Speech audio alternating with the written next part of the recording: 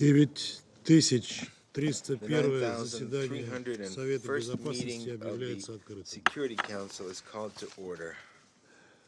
First of all, I'd like, before we start our meeting, to wish Happy Easter to all those colleagues who celebrated these days.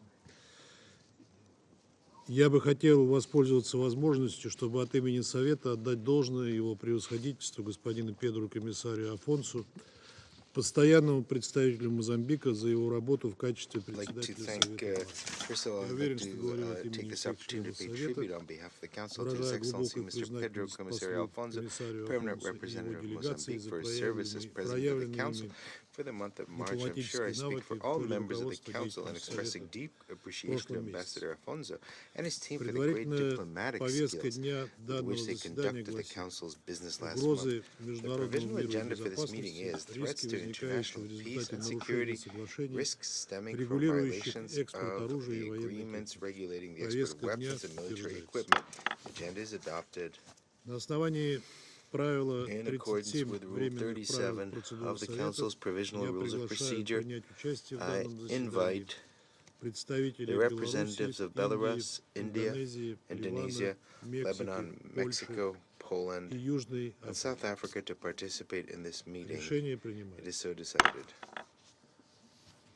On behalf of the Council, I welcome His Excellency Mr. Yuri Ambrazevich, Deputy Minister of Foreign Affairs of Belarus. In accordance with Rule 39 of the Council's Provisional Rules of Procedure, I invite Ms. Izumi Nakamitsu, Under Secretary General and High Representative for Disarmament Affairs, to participate in this meeting. It is so decided. The Security Council will now begin its consideration of item 2 of the agenda.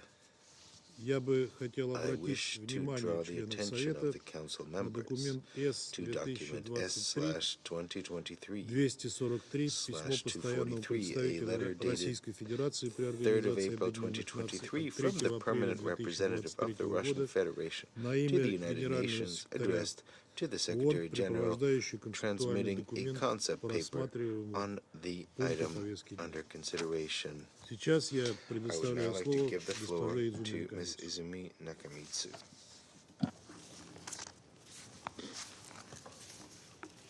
Thank you, Mr. Chair. Mr. President, distinguished members of the Security Council, Excellencies, ladies and gentlemen, the illicit and unregulated trade and the diversion of weapons and their ammunition has been a major concern for the international community.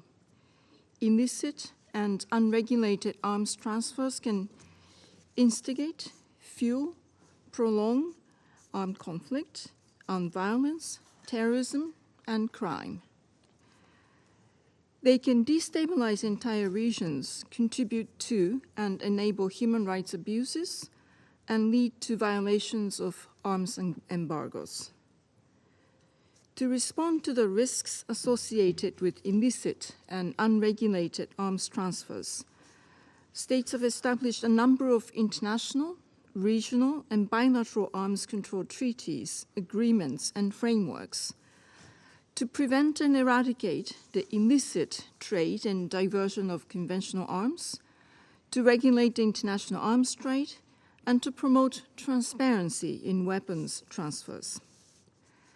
At the international level, this includes, for instance, the Arms Trade Treaty, whose 10th anniversary we have just marked on 2nd of April, as well as the UN Program of Action on Small Arms and Light Weapons, the International Tracing Instrument, and the Firearms Protocol.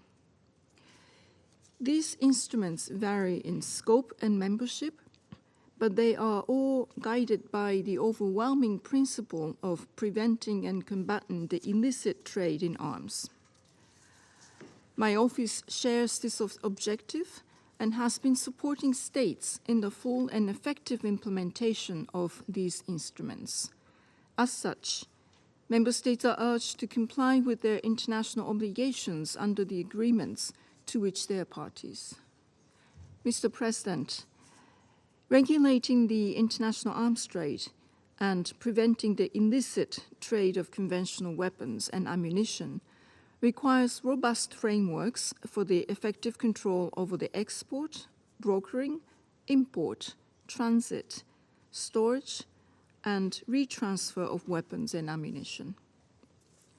Emanating from any arms transfer is the inherent risk of diversion of the equipment to unauthorized end users. Measures to counter the potential diversion of weapons and ammunition contribute to international peace and security, particularly to conflict resolution and prevention efforts. In accordance with international norms, any transfers of arms and ammunition should include pre-transfer risk assessments and post-shipment controls, such as on-site inspection and end-user verifications. Preventing diversion also requires cooperation and information exchange between importing, transit, and exporting states, appropriate accounting practices, and safeguardings of arms and ammunition, as well as customs and border control measures. Tracing weapons and ammunition is another important measure to effectively addressing diversion. This requires the marking of conventional weapons and their ammunition, record keeping, and protocols for international cooperation need to be in place. Transparency in armaments is yet another confidence-building measure, which can serve to reduce tensions, ambiguities, and misperceptions between member states. The UN Register of Conventional Arms, which was established in 1992, remains a key tool in this regard.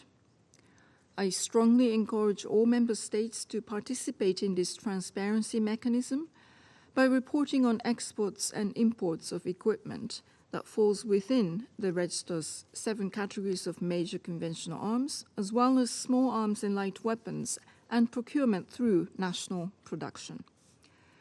I also call on all states that have not yet done so to join the Arms Trade Treaty.